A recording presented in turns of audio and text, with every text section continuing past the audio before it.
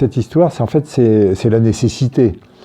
J'ai rencontré une autre éditrice du Lochois, Odile Ménard, et dans un salon à Saint-Cyr-sur-Loire, là, le chapiteau du livre.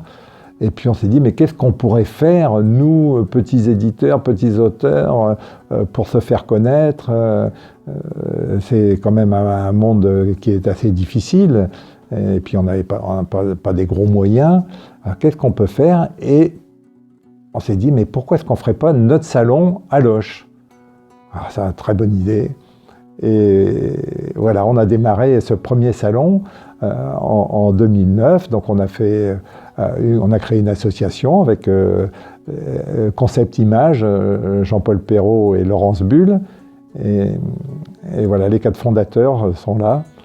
Et puis on a lancé le premier salon. Donc il y a eu pas mal de réponses, puisqu'on était même trop nombreux pour ce premier salon. On était serrés comme donc au Moulin des Cordeliers à Loches. On a reçu un accueil bienveillant de la part de la mairie avec Monsieur Descamps et de la part de la communauté, enfin ça ne s'appelait pas la communauté de communes à l'époque, mais c'était Monsieur Louot qui présidait ça. Et donc on a pu avoir le Moulin des Cordeliers, l'aide de la mairie de Loches pour tout ce qui était infrastructure. Et puis on s'est lancé, voilà le premier salon. Puis vous voyez, 2009 aujourd'hui et 2022, on recommence. On continue, du moins, avec juste une interruption, une année à cause du Covid. Et encore, on a fait un salon virtuel grâce à la Renaissance lochoise. On s'est installé dans les locaux, on a installé les livres. Et puis sur Internet, les auteurs étaient présents virtuellement.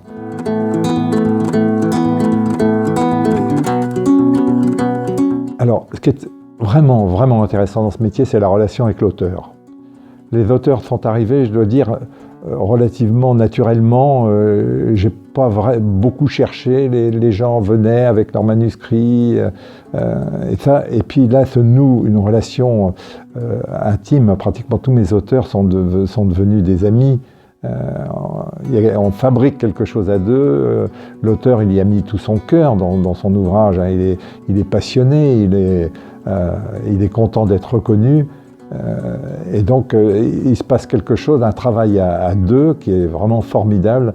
Ça, c'est la plus belle expérience. La reconnaissance d'un auteur, elle est rarement financière, sauf pour quelques grands auteurs. Donc, l'auteur, il ne cherche pas ça. Il cherche à être publié, il cherche à avoir des lecteurs, il cherche à ce qu'on reconnaisse son travail, il cherche à transmettre ce qu'il sait. Et du coup, on est complice. Je suis complice avec l'auteur de ce projet et de cette transmission.